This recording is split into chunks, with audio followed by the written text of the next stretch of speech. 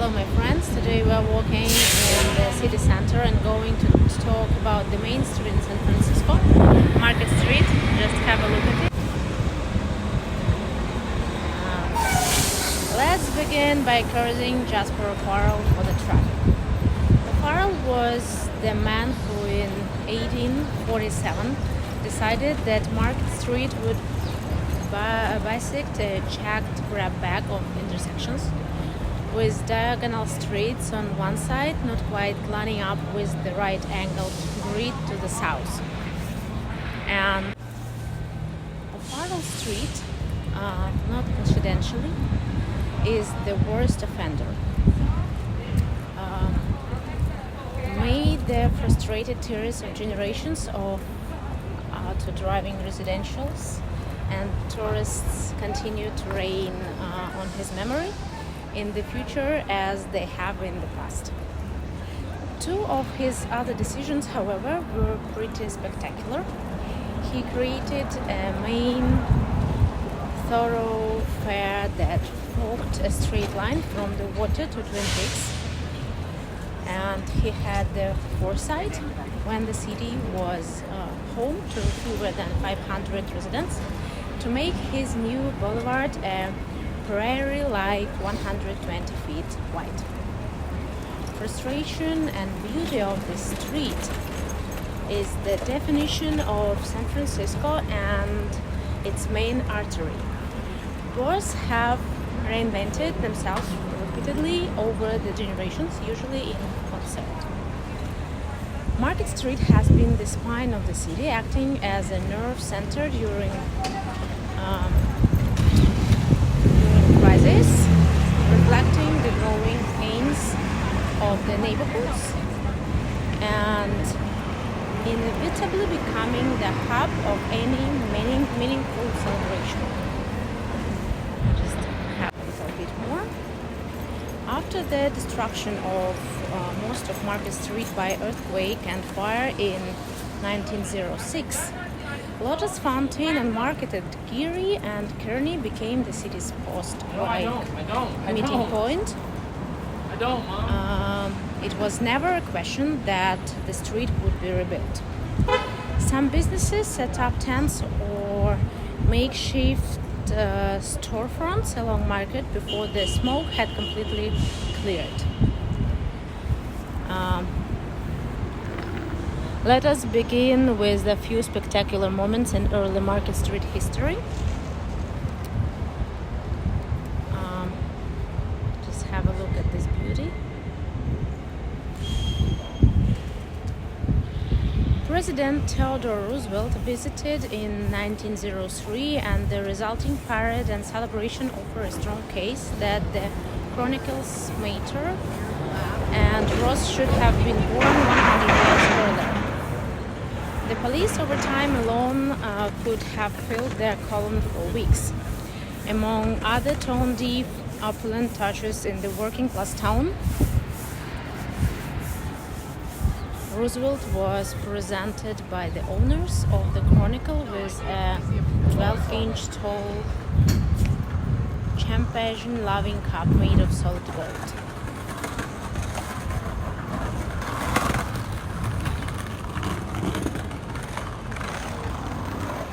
When megastar opera singer Luisa Tetrazzini lost a court dispute with promoter Oscar Hammerstein in 1910, she performed a free open-air concert for 250,000 on Market Street in front of the old Chronicle building.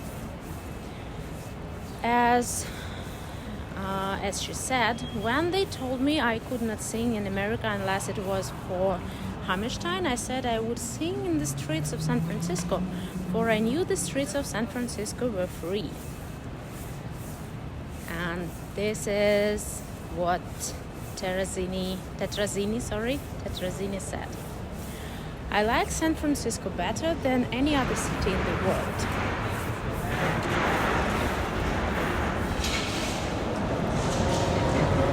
In 1916, a 1.5-mile stretch of Market was illuminated in streetlights, becoming San Francisco's first big public corridor. brightened by electricity. It's very important.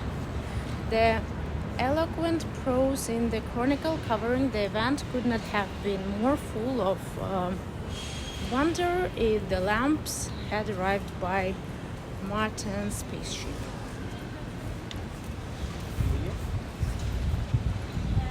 Here are lots of nature corners, you see. So a warm white light, the most brilliant that ever shone through a city thoroughfare after the sun had gone down, flooded the canyon of Market Street from the ferry to 7th Street, the Chronicle reported. In this high tide of light, the stars disappeared, the facades of buildings never really seen before stood out sharp against the night above.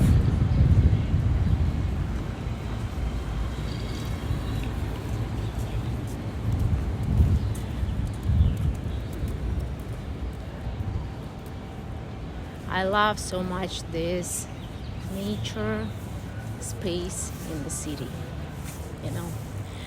For decades before and after the quake, Market Street was a dividing line between the upper class to the diagonal north and the working class to the greedy south.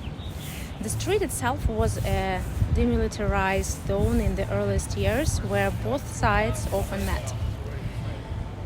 An early 1900s Chronicle article reports that the dimes and quarters on the poorer side of the street were spent as freely as the dollars and gold pieces across the way.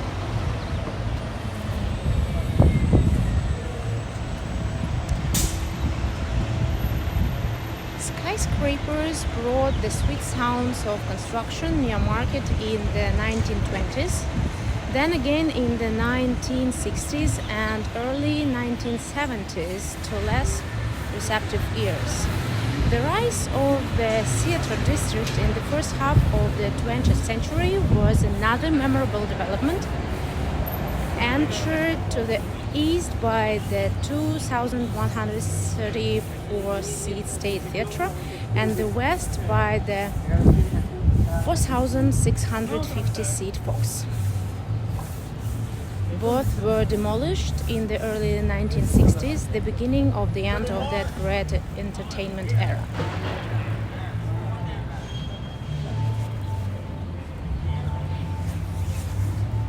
City leaders steam cleaned the streets after that, but Market has always offered an honest reflection of turbulence in San Francisco, losing its luster when the city stumbles into hard times. Chronicle columnist Charles McCabe invoked the name of the Maltese Falcon author Dashiell Hammett in 1976, writing that the old detective would be horrified by this Market Street beautification project, which is neither beautiful nor Market Street.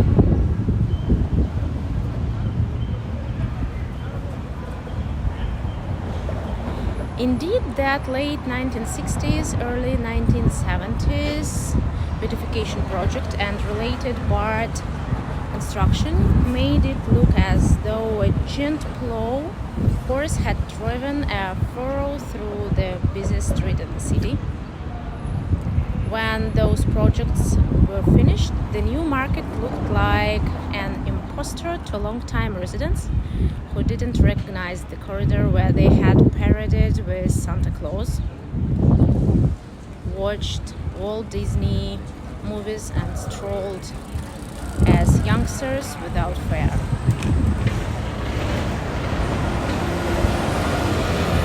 We are waiting for the lights for me to cross the street, and now I continue with the words that Market Street had been to hell and back before, and the 21st century has arguably brought another upswing.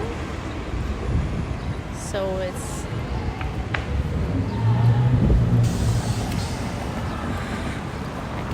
I can cross the street now, and Twitter and Autodesk are among the companies plotting the future on Market Street. A strip club closes in one old cinema, and a live theatre company makes plans to restore another. And then there is the stroll test. We've once again reached the point where a walk from the Ferry Building to the City Hall is becoming a pleasant alternative to public transit. Like its citizenry, Market Street has become adept at recycling and reinvention. The Warfield now thrives as a concert hall, and the Golden Gate Theatre and the often bring Broadway entertainment to the Bay Area. The first signs of opulence on Market Street were the 1800s hotels, including the Palace, a water closet in every room, the Grand Hotel and the Baldwin. Just look at it. Now the Four Seasons, one of the most splendorous big hotels in the city, is not only on Market but on what used to be the Times and Quarters side of the street.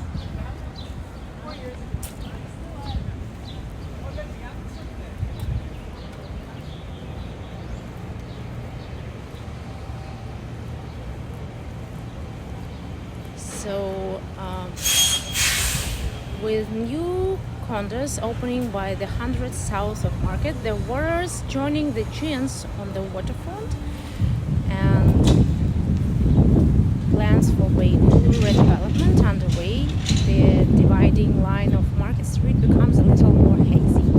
A 3-bedroom condo in Soma can top $2 million. Where exactly is the bad part of town, you will ask? A few signs of the past remain though, and hopefully always will. The Ferry Building, restaurant options, and a few very good saloons have pretty much a lock for internal survival near Market Street.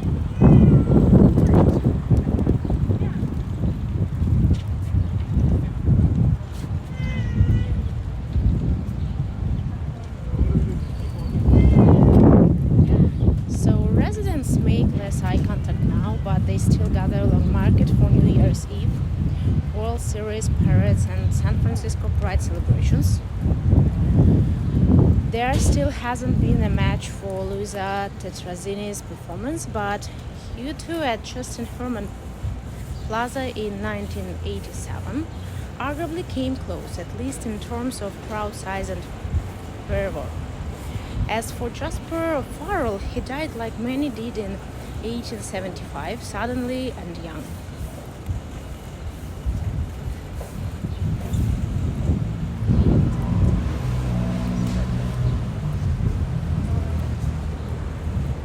He had just sat down after taking a drink with the actor John McCabe when he fell into a doze, and a peculiar gurgling sound proceeded from his throat.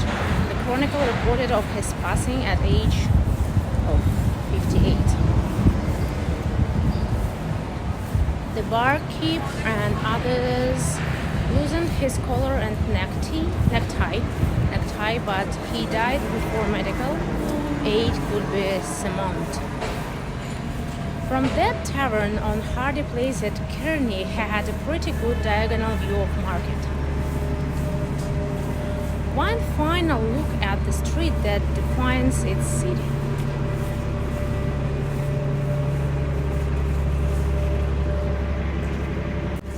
So, I hope you liked this spectacular view of Market Street, and that's all I wanted to tell you today. And I'm a bit tired already of even myself. And soon we will meet somewhere else in the city, and we'll know a bit more about this beautiful place.